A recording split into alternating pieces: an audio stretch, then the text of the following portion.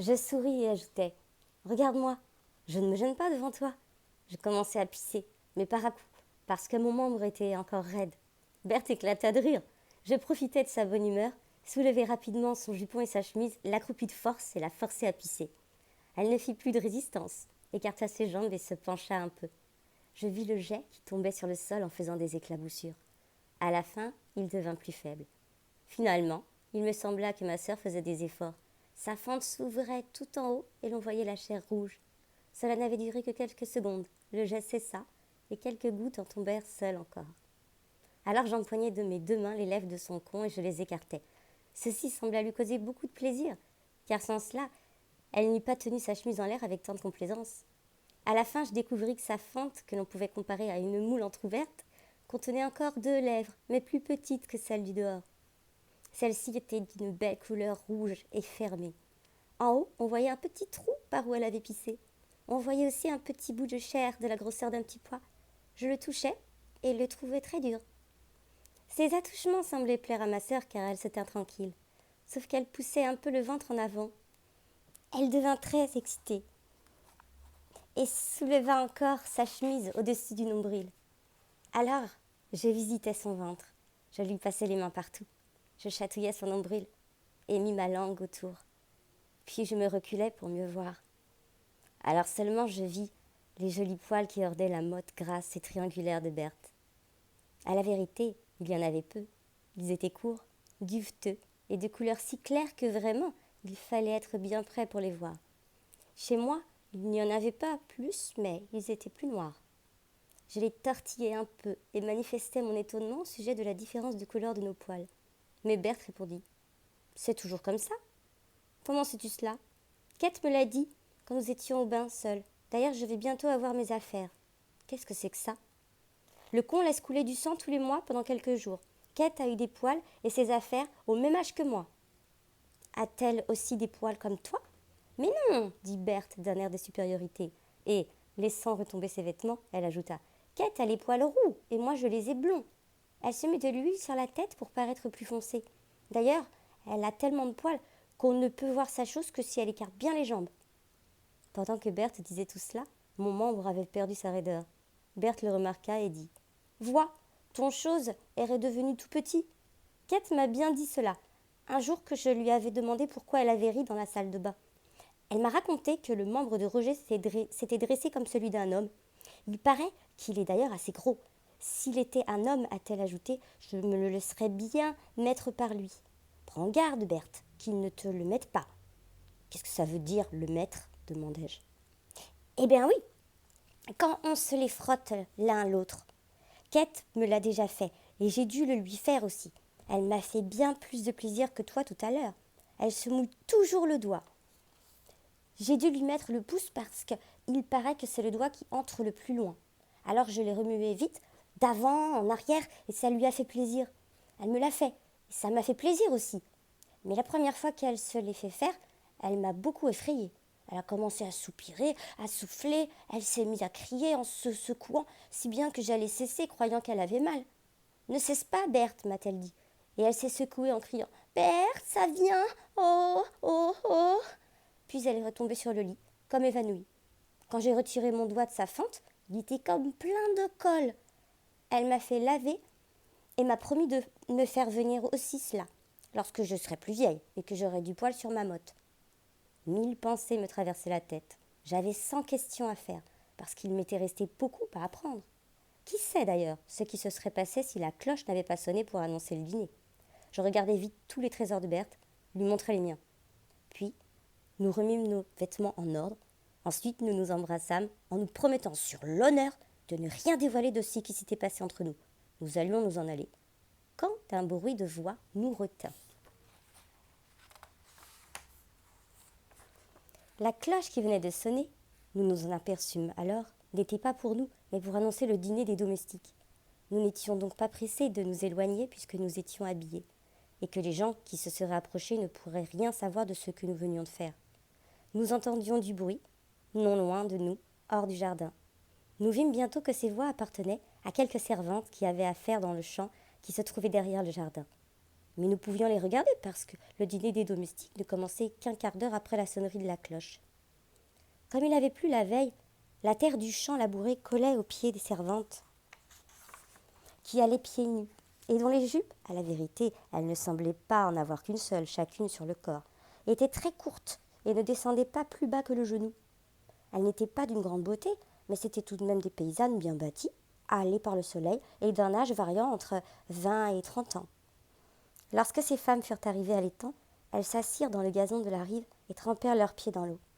En prenant leur bain de pied, elles jacassaient à qui mieux mieux.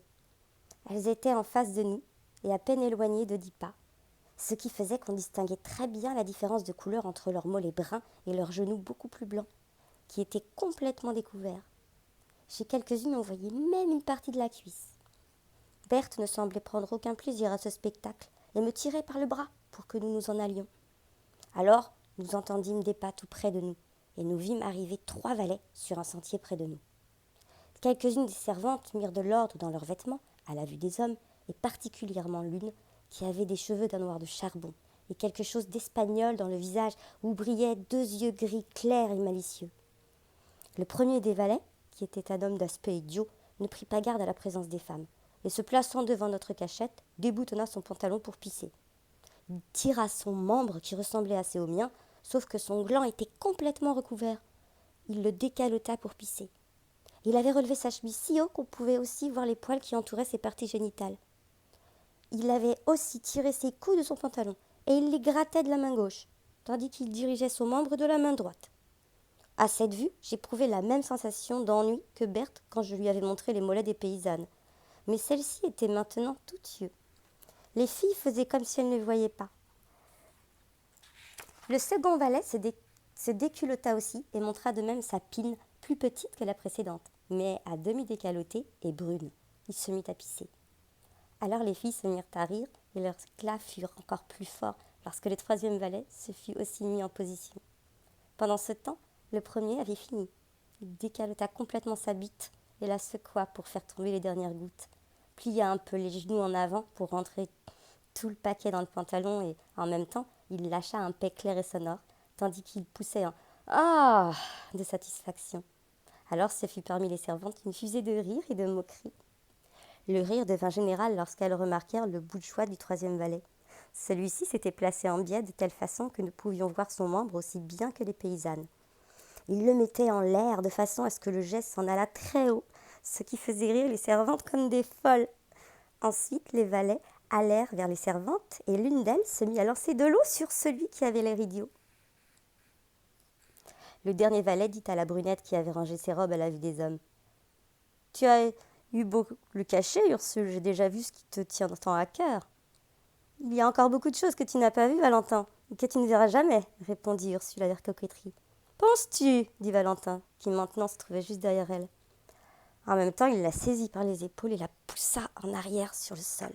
Elle voulut retirer ses pieds de l'eau, mais ne prit pas garde qu'en même temps son léger jupon et sa chemise se soulevaient, de telle façon qu'elle se trouvait dans la même position que celle où j'avais vu ma sœur auparavant. Malheureusement, ce spectacle agréable ne dura que quelques secondes. Mais cela avait duré assez longtemps pour qu'Ursule, qui avait déjà montré une paire de mollets très prometteurs, laissa voir 2 belles cuisses, dignes de tous les honneurs, et qui se terminaient en un superbe cul dont les fesses ne laissaient rien à désirer. Entre les cuisses, sous le ventre, se trouvait un buisson de poils noirs qui descendait assez pour entourer les 2 jolies lèvres de son con. Mais à cet endroit, les poils n'étaient pas aussi épais qu'au-dessus, où ils couvraient un espace que j'aurais eu peine à cacher avec la main. « Vois-tu, Ursule, maintenant, j'ai vu aussi ta marmotte noire, » dit Valentin assez excité, et il accepta sans broncher les coups et les injures de la jeune fille qui s'était réellement mise en colère. Le second valet voulut aussi agir avec une fille de la même façon que Valentin avait agi avec Ursule. Cette seconde servante était assez belle fille, dont le visage, le cou et les bras étaient si couverts des taches de rousseur qu'on ne voyait presque plus sa couleur naturelle. Elle en avait aussi sur les jambes, mais moins et plus grosses. Elle avait l'air intelligent. Ses yeux étaient bruns, ses cheveux roux et crépus. Elle n'était en somme pas jolie, mais assez excitante pour donner des désirs à un homme. Et le valet Michel semblait excité. « Hélène, dit-il, tu dois avoir une motte rouge. Si elle est noire, c'est qu'elle a été volée. »« Salaud !» dit la belle paysanne. Il l'empoigna comme avait fait Valentin. « Mais elle avait eu le temps de se relever, et au lieu de voir la jolie motte, il reçut une grêle de coups en plein visage, qui lui fit revoir 36 chandelles. Les 2 autres servantes se mirent aussi à taper dessus. À la fin, il put se sauver en criant, poursuivi par les rires des servantes, et courut après ses compagnons. Les servantes avaient terminé leur bain de pied et s'étaient éloignées, sauf Ursule et Hélène, qui se préparaient d'ailleurs aussi à partir. Elles se chuchotèrent quelque chose à l'oreille. Ursule se mit à rire et courba le front en faisant des mines, et Hélène la regardait en dessous en hochant la tête. La première sembla penser à ce que lui avait appris la seconde. Hélène jeta un regard autour d'elle pour voir si tout le monde s'était éloigné. Puis elle souleva brusquement ses jupes par devant et les tint en l'air avec la main gauche, tandis qu'elle mettait la droite entre ses cuisses, à l'endroit où on voyait une forêt de poils roux. Au mouvement des poils, qui étaient beaucoup plus épais que chez Ursule, on pouvait voir qu'elle pressait entre ses doigts les lèvres de son con, que l'épaisseur de la toison empêchait d'apercevoir. Ursule la regardait tranquillement. Brusquement, un jet sortit du buisson de poils. Mais au lieu de tomber brusquement sur le sol, cela monta et décrit un demi-cercle. Cela étonna beaucoup Berthe qui, pas plus que moi, ne savait qu'une femme pût pisser de cette façon. Cela dura aussi longtemps que chez Valentin. Ursule était tout à fait étonnée et semblait avoir envie d'essayer. Mais elle y renonça car le second et dernier coup de cloche annonçant le dîner retentit et les 2 servantes se sauvèrent rapidement.